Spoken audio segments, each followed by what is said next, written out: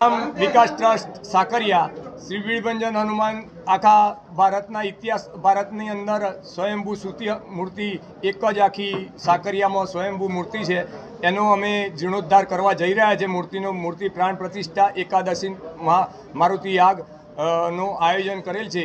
તો તારીખ 21 તારીખ અમારી રૂપરેખા છે કાર્યક્રમની। 21 તારીખે સાંજે અમારું સુંદરકાંડનું મહાસુંદરકાંડનું આયોજન કરેલ છે સાંજે, અને 22 તારીખ સવારથી અમારો જે યજ્ઞનો પ્રારંભ છે એ સીએમ સાહેબના હાથે થવાનો છે।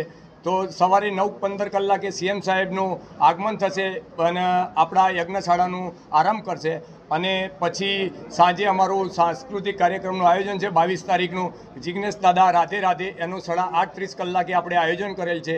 23 તારીખે અમે મૂર્તિ પ્રાણ પ્રતિષ્ઠાનું જે સામૂહિક શોભાયાત્રાનું આયોજન કરેલ છે 23 તારીખનું, અને 23 તારીખે સાંજે ગીરના લોક સાહિત્યકાર એવા રાજભા ગઢવીનું આયોજન 8:30 કલાકે કરેલું છે, અને 24 તારીખે સવારે આપણે મૂર્તિ પ્રાણ પ્રતિષ્ઠા ધજા દંડક અને શિખરની ઉપર ધજા ચડાવવાનું આયોજન આપણું 24 તારીખનું છે। 24 તારીખે તમામ મહાપ્રસાદીનું મોટું આયોજન કરેલું છે, અને તમામ અમે આ જે ફંડ છે ફંડ માટે આ મંદિરના ફંડ માટે અમારે કોઈ જગ્યાએ ફંડ લેવા માટે જવું પડ્યું નથી। આ મંદિર અમારું 7.5 થી 8 કરોડના ખર્ચે તૈયાર થઈ રહ્યું છે।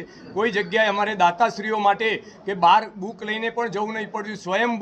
સ્વયંભૂ સૂતા હનુમાન છે અને સ્વયંભૂ દાન આવેલું છે આ મંદિરનું, અને આ પ્રોજેક્ટ આ મંદિરનો જે હતો એ અમે 3 વર્ષના કાર્યક્રમ પહેલો અમે 3 મહિના પહેલો આ પ્રોગ્રામ પૂરો કરીએ છીએ।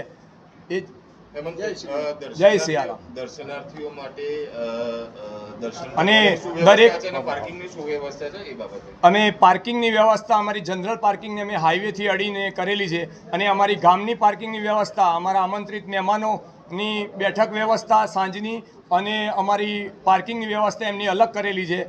અને દરેક અરવલ્લી જિલ્લાના અને આખા ગુજરાતના આખા દેશભરના તમામ લોકોને દર્શનાર્થીઓને હું હાર્દિક આમંત્રણ આપું છું કે આ 3 દિવસની અંદર અવશ્ય આપના દર્શન દાદાના દર્શન કરવા આપ પધારો એવી નમ્ર વિનંતી છે।